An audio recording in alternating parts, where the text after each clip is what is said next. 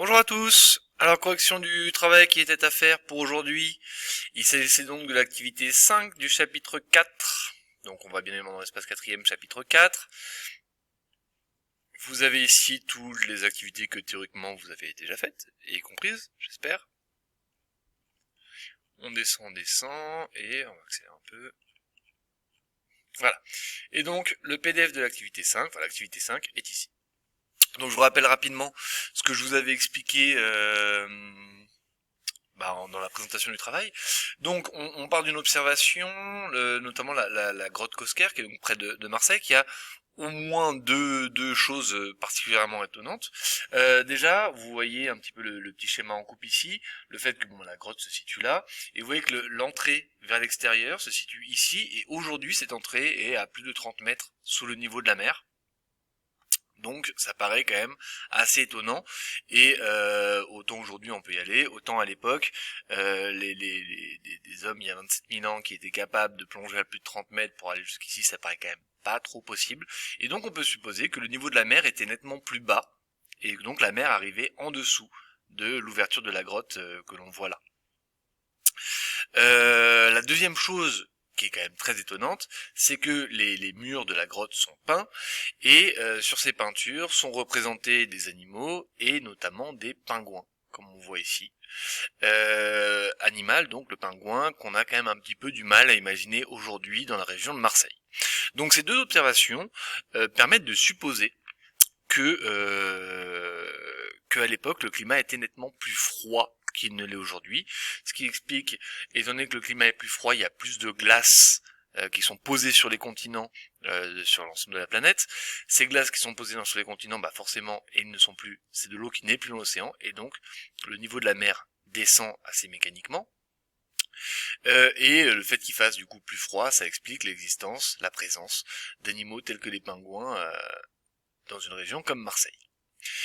Donc, on avait d'autres éléments que je vous avais présentés, notamment quand on regarde les pollens, quand on regarde les végétaux qui existaient à cette époque-là en Europe, etc. Ça donne pas mal d'éléments qui prouvent pour le coup que le climat a beaucoup changé depuis 20 000 ans à peu près, et qui faisait beaucoup plus froid à l'époque. Donc le but c'est de comprendre comment, pourquoi il a changé. Donc pour répondre à ça, vous avez trois documents, deux graphiques et un petit schéma, qu'on va regarder maintenant.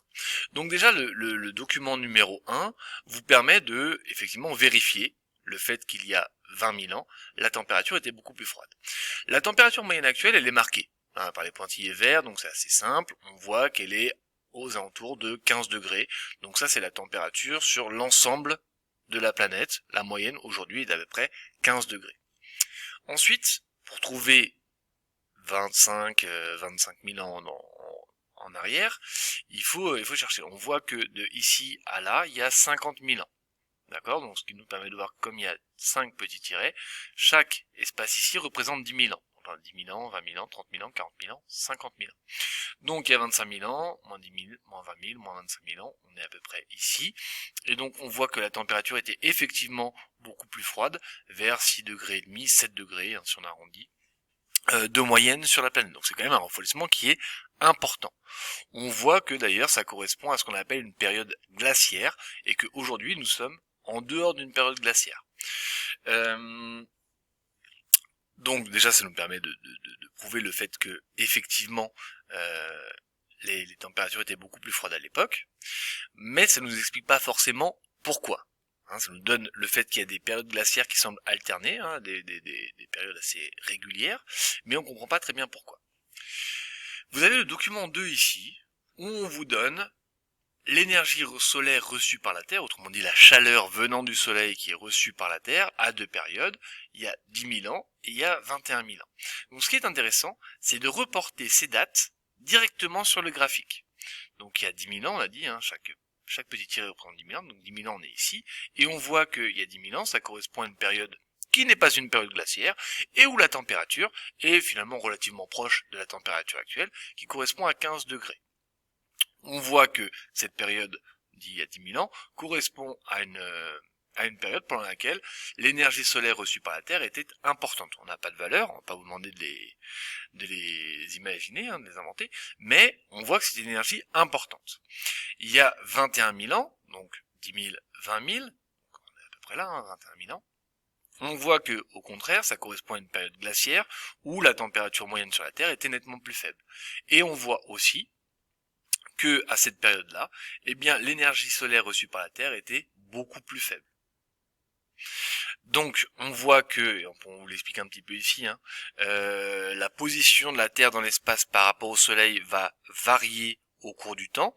On voit qu'il y a des périodes pendant lesquelles, eh bien, on reçoit moins de Soleil moins d'énergie solaire, qu'à d'autres périodes. Et de manière assez peu surprenante, on se rend compte que quand on reçoit beaucoup d'énergie venant du Soleil, eh bien, on est dans une période plutôt chaude, alors que quand on reçoit peu d'énergie venant du Soleil, eh bien, on est dans une période plutôt froide, ce qu'on appelle une période glaciaire.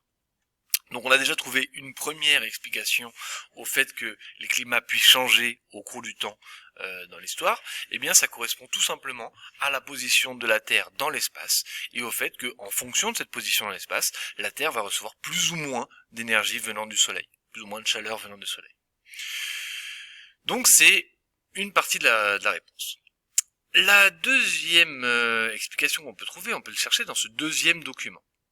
Donc de la même façon, alors là c'est un graphique encore plus compliqué puisqu'il s'étend de aujourd'hui jusqu'à il y a à peu près 400 000 ans dans le passé. Vous voyez qu'il montre qu'il descend tout le temps, donc on va de nouveau pas s'amuser à le décrire très précisément. Mais ce qui est intéressant sur ce graphique, c'est qu'il y a deux paramètres qui sont indiqués. La température, en rouge, et la quantité de dioxyde de carbone dans l'atmosphère, en bleu. La première chose qu'on peut faire, juste en regardant l'allure des courbes, comme ça avec un coup d'œil rapide, c'est que ces deux courbes, elles se ressemblent énormément. On voit que systématiquement, quand l'une monte, eh bien l'autre monte aussi. À l'inverse, quand l'une descend, l'autre descend aussi. Un deuxième élément qu'on pourrait faire qui serait intéressant, c'est de regarder ce qu'il en est par rapport aux dates qu'on connaît maintenant. Donc il y a par exemple la période actuelle, où on a vu qu'on était plutôt dans une période chaude, donc ça nous est confirmé par le fait que la température est plutôt élevée. Et on observe que ça correspond à une phase où la quantité de dioxyde de carbone est relativement importante. Si on se place cette fois-ci il y a à peu près 25 000 ans, donc là on est à moins 50 000 ans, donc 25 000 ans c'est la moitié, ici, le milieu. Donc on va voir que effectivement ça correspond à une période où la température est plutôt basse, et on se rend compte que la quantité de dioxyde de carbone est basse aussi.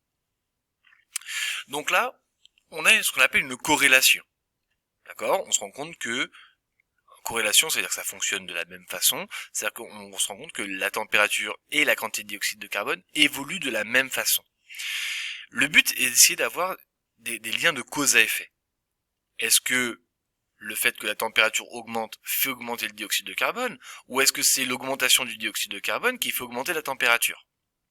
Pour répondre à cette question, il faut faire appel à des choses que nous avons déjà vues, et un phénomène extrêmement important que l'on appelle l'effet de serre. L'effet de serre, vous avez les rappels, je vais peut-être le faire maintenant d'ailleurs, hop. Vous avez les rappels tout en haut ici, c'est ce phénomène qui va réchauffer la Terre en piégeant finalement une partie de la chaleur de la Terre qui, quand il n'y a pas d'effet de serre, cette chaleur part directement vers l'espace, elle est perdue pour la Terre, et l'effet de serre, c'est donc dû à certains gaz de l'atmosphère qui, cette chaleur qui s'en va être captée par l'atmosphère et elle va être renvoyée sur la Terre. Donc c'est un phénomène qui réchauffe la Terre. Or on sait, vous devez savoir, le fait que le dioxyde de carbone est un des gaz principaux du phénomène de l'effet de serre. Donc, hop, si on revient voir le document, hop, il est ici. Donc, avec cette connaissance, on se rend compte que dans cette période-là, par exemple, à partir du moment où la quantité de dioxyde de carbone augmente, l'effet de serre augmente, autrement dit, la quantité de chaleur qui va être renvoyée vers la Terre va être plus importante, et donc on comprend que c'est ce phénomène qui va augmenter la température sur Terre. D'accord ? Donc, au final, pour répondre à notre question, qui était comment expliquer que les climats aient changé au cours de l'histoire, on a identifié deux paramètres qui semblent intervenir, la position de la Terre dans l'espace et sa conséquence directe qui est la quantité d'énergie solaire reçue. Mais ce n'est pas le seul paramètre, il y en a un deuxième qui est la quantité de dioxyde de carbone présent dans l'atmosphère, avec, si on augmente la quantité de dioxyde de carbone présent dans l'atmosphère, eh bien mécaniquement la température à la surface de la Terre augmente. On peut d'ailleurs, mais c'est une petite parenthèse, hein, c'était pas demandé, mais quand même on peut en parler un petit peu ici, le fait de remarquer que là, dans la période actuelle, on a depuis très peu de temps, hein, une très très forte augmentation de la quantité de dioxyde de carbone dans l'atmosphère à des niveaux qui étaient pas atteints depuis plus de 400 000 ans. Hein. Et donc on peut supposer assez logiquement que la température va agir de même et que la température va augmenter aussi de façon importante dans les prochains temps. Ce que vous savez par ailleurs, parce qu'on a déjà travaillé là-dessus. Au final, donc si on voit le climat de la Terre évolue, donc ça a bien évidemment des conséquences sur les êtres vivants, on l'a vu avec l'exemple des pingouins, mais ce qui nous intéresse là, c'est que finalement ce qui va faire évoluer le climat sur Terre, eh bien ça correspond à deux phénomènes principaux. C'est pas les seuls, il y en a d'autres, mais c'est vraiment les deux principaux. La position de la Terre dans l'espace et donc la quantité de chaleur reçue directement du Soleil, et puis la quantité de dioxyde de carbone dans l'atmosphère qui va engendrer le fait qu'on va garder plus ou moins la chaleur. D'accord ? S'il y a peu de dioxyde de carbone dans l'atmosphère, l'effet de serre est faible et donc il y a une grande partie de la chaleur de la Terre qui est perdue vers l'espace et une petite partie qui revient sur la Terre.